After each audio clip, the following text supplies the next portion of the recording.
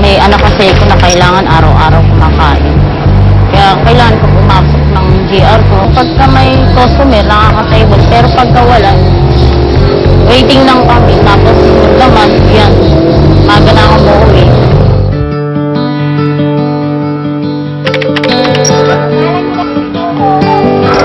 Kasi ako kumita kagabi, kaya ito lang yung ulam namin.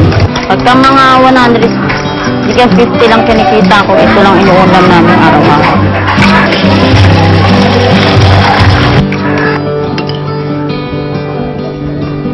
Lahat ng daanan ko na pamamasura, pagbebenta, pagtitinda ng mga plastic sa Divisoria, tapos wala pang trabaho itong mister. Hirap na rin ako. Mahigit 200 pamilya mula sa GK compound sa Tondo, Manila ang nawalan ng tahanan sa linang bagyong Milenyo. Nanganak ako noong 2006, ng Milenyo. Nagkataon naman na napunta rito silang Mampara. Tinulungan niya kami. Hindi ko akalain na makikita ko siya sa isang ganitong klaseng kwarto na walang bubong, gano'n. Tapos alam ko mahinang-mahina yung itsura niya. Kakapanganak lang niya talaga. Unahin niyo po bago panganak! Nung nakita ko yung baby na napaka-fragile, meron pa siyang may mga dugo pa. Talagang 10 minutes pa lang daw siya nung nailalabas dito sa mundong ito. Tapos ito yung mundong kinagisnan niya, yung bumabagyo.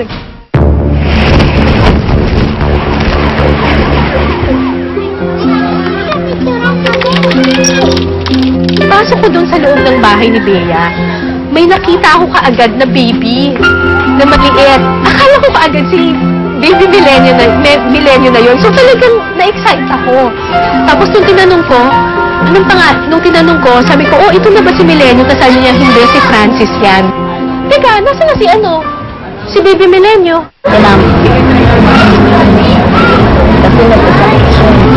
Sabi, pinaampon. Binisita namin yung baby. Pinuntahan namin dun sa nag-ampon sa kanya.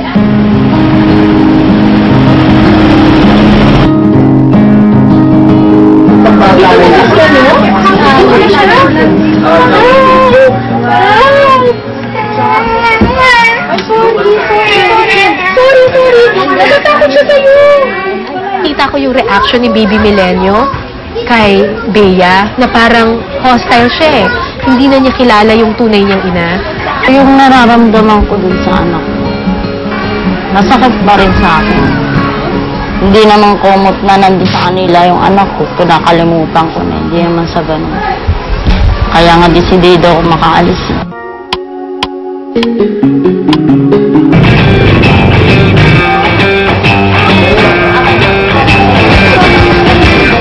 Noong una, ang in-applyan ko, Japan. Naloko na naman ako. Hindi na naman ako natuloy nun. Nag-apply na naman ako uli. Yung naka-recruit naman sa akin, illegal naman.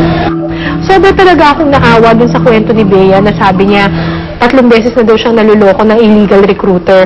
So naisip ko, turuan ko na lang siya kung paano niya malalaman kung illegal recruiter or hindi yung agency na kanyang papasukan. Maging sigurado ka.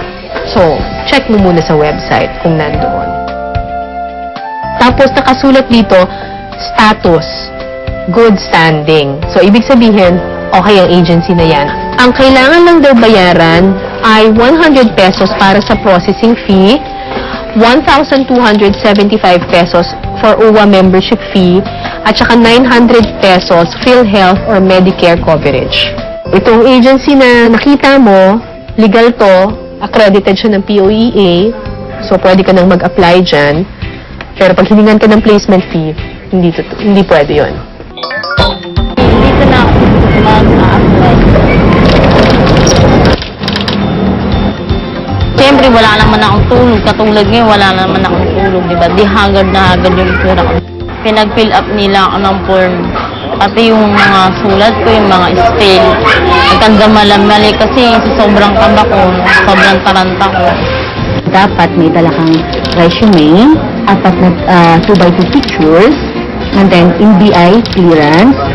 Mas maganda kung meron kang Certificate of Employment. Sabi sa akin sa agency, kailangan ko raw makapag-training. Magandang umaga sa inyo. Anong lugar sa isang bahay? Dining room. Dining room, very good. Bali ngayon, nag-training na kami. Training ako rito. Sana, makapasa ako. Yung pangbanlaw, bakit meron pang ito? Para pang dry. Mahirap din. Naiinip na ako. O kahit naiinis na ako, medyo naiinis na ako dun sa pagtuturo. Kailangan mo kasi pagtiisan kahit mahirap kasi, di ba? Siyempre, kailangan ko yun eh. Kailangan ko makaalis eh. Natutunan ko yung paano gamitin yung kung paano ka mamlansya, kung paano ka tamang maggamitin yung vacuum. Siyempre dito hindi ko naman ginagawa yun. Pagkatapos ng interview sa kanya, nakita naman namin na active siya. Naka-line up na siya sa amin. Pag may client na kami or pag may requirements na kami, isa siya sa tatawagan namin. Tuwang-tuwa ko kasi akala ko hindi ako makakapasa. Talagang over-excited talaga ako. Makaka-abroad na talaga ako. Makuha ko na yung anak ko na si Melenia at mabubuo ko na lahat ng mga anak ko. O kayo naman, baka meron kayong kwento na nais ibahagi sa amin. Gumawa na kayo ng inyong mga video diaries at ipadala yan sa amin sa ofwdiaries@gmanetwork.com. Hanggang sa susunod po na Biyernes, hihintayin ko mga video diaries nyo, ha?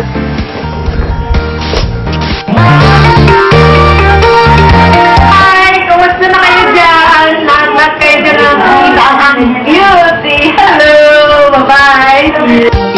I want to greet my parents and my daughter. Sudara! Kumusta na? Mahal na mahal kayo, mami. Mag-aaral kayo mabuti. I love you! Pamilya ko dyan sa Tagay. Hindi. Sa Australia, arito dito pong happy London season. Hi! Lucky! Jikdi! Congratulations! Masaya ako at nakatapos na kayo. Ang kwento ko, ang diary ng buhay.